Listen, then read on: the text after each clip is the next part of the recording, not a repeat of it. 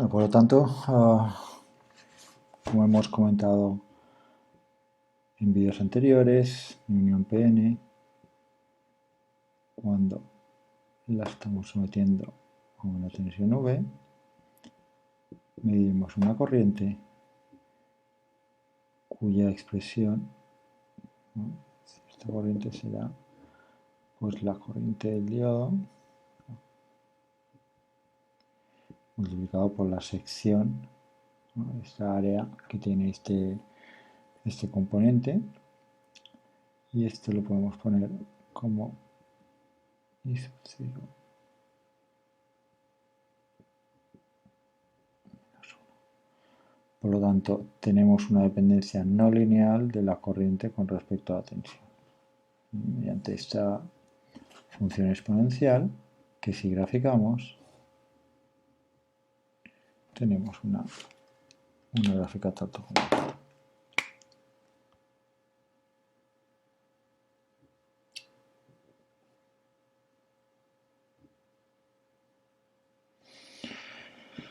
Para V igual a 0 tenemos que la corriente es 0.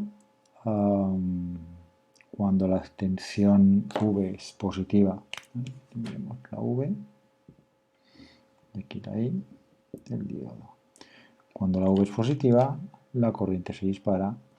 Cuando la V es negativa, la corriente se vuelve negativa. Es disipativo, por tanto siempre estamos en el primero o en el tercer cuadrante, igual a I0. Esta I0 es el valor al que tenderá. Esta I0 sería el valor de corriente en inversa.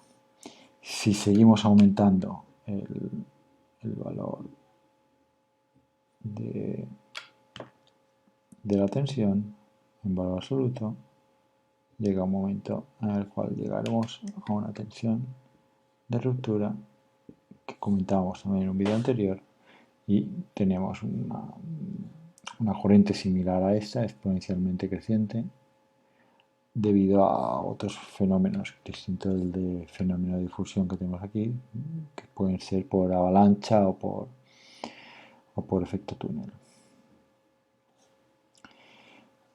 Esta expresión es del modelo ideal, en el cual suponíamos que la generación y la recombinación dentro de la zona de vaciamiento son iguales a 0. Esto era la condición de diodo ideal, y por tanto hay lo que se llama la corriente de recombinación, que ahora veremos cómo la obtenemos.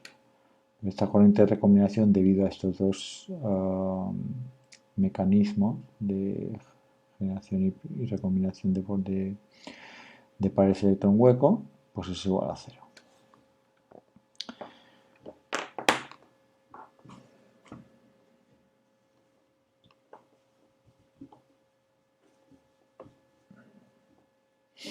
Definición de esa corriente de recombinación. Mi ecuación de continuidad me dice que la variación de la población de electrones, que será 0 si estoy en el estacionario, es igual a las que se me generan menos los que se recombinan. Esto en cada diferencial de volumen, cuántos me generan por unidad de volumen y por unidad de tiempo, cuántos se me van a desaparecer por recombinación, y luego tengo que restar los que es por movimiento, porque exista una corriente, un movimiento ordenado, una corriente, un flujo, abandonen ese diferencial de volumen. Y esa es la divergencia. ¿Cuál es la divergencia? Por lo tanto, hay que restar la divergencia del flujo de partículas, ¿no? Esto sería la divergencia del flujo de partículas y electrones, ¿no? Y que podemos poner como corriente dividido por menos Q. Corriente dividido por menos Q.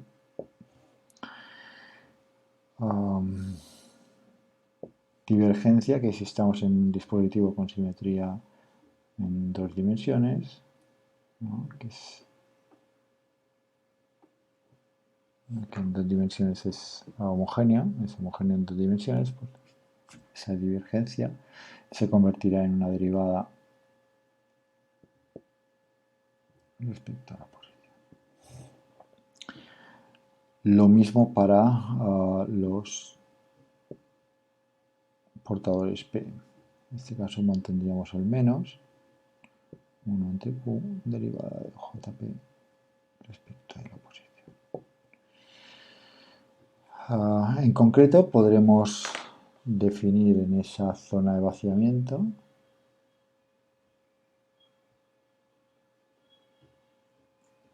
en esa zona de carga espacial,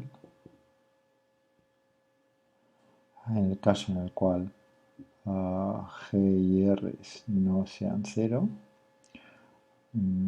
que serían las condiciones del diodo real, pues podemos definir una corriente de recombinación,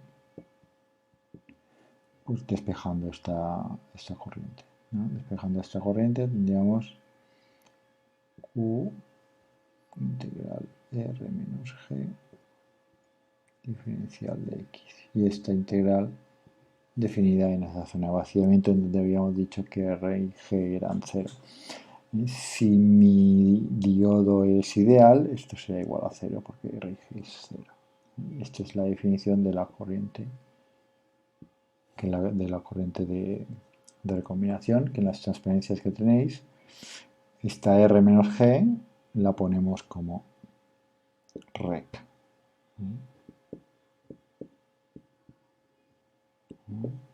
En las transparencias que lo tenéis colgados en el vídeo digital, rec indica recombinación menos generación. Por tanto, un rec negativo quiere decir que está generando, un rec positivo quiere decir que hay más recombinación que generación. Si yo estoy en una polarización en inversa, habrá más generación que no recombinación, porque si recordamos que tenemos que la nueva ley de acción de masas tiene la siguiente pinta: n por p igual a n cuadrado por e elevado a v entre vt. Si v es positivo, pues, si este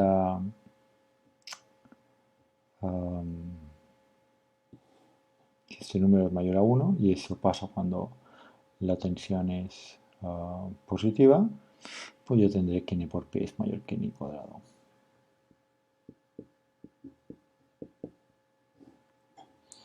En ese caso voy a tener más recombinación que no generación. Entonces,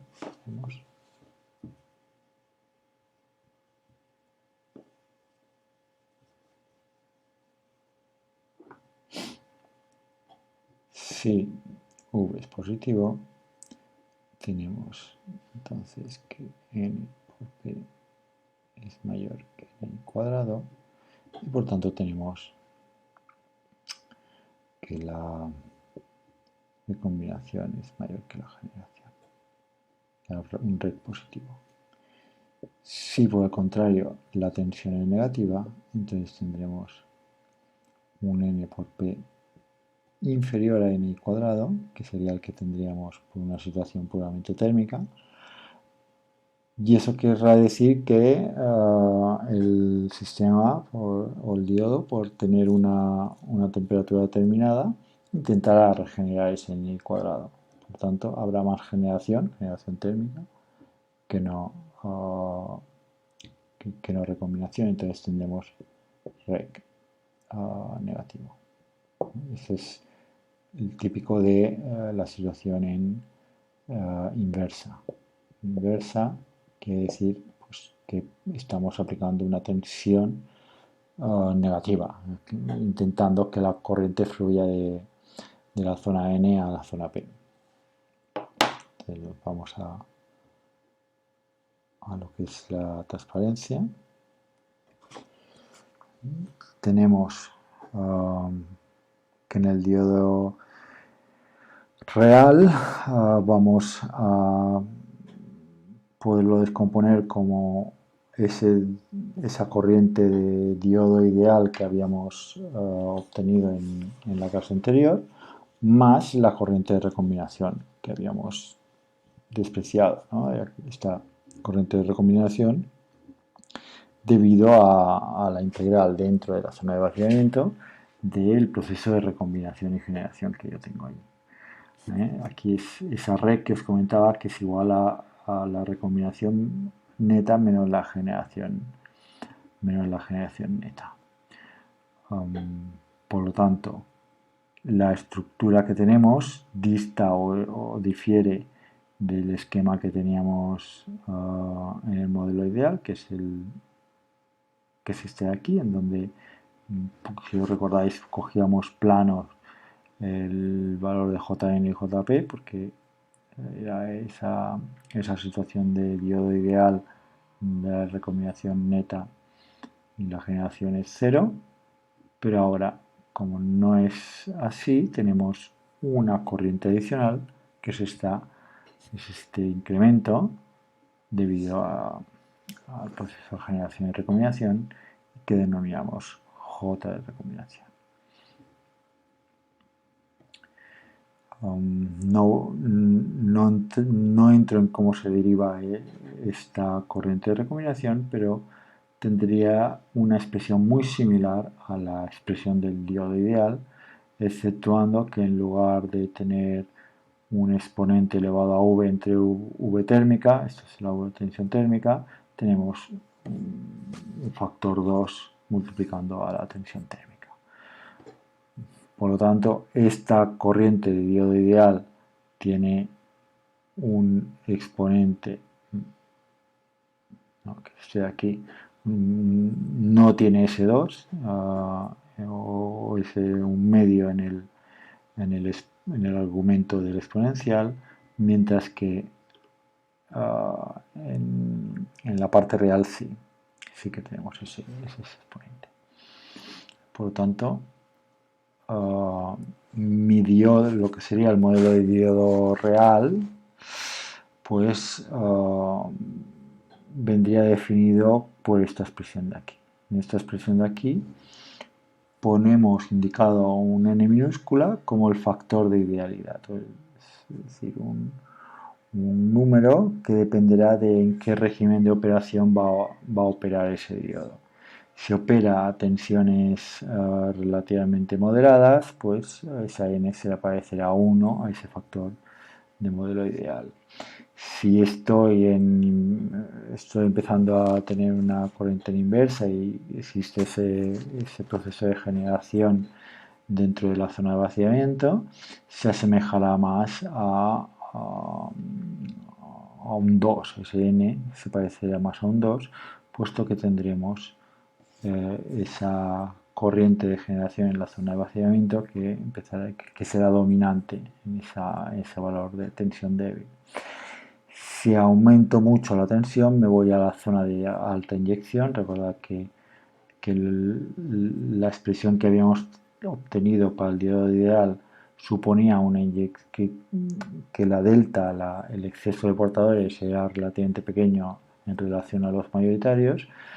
En alta inyección eso no será así y tendremos también un factor de idealidad igual más o menos a 2, ¿no? Pues dependiendo de en qué zona, en qué tensión esté forzando ese diodo, esa corriente que pase por mi diodo, voy a tener un factor de idealidad u otro.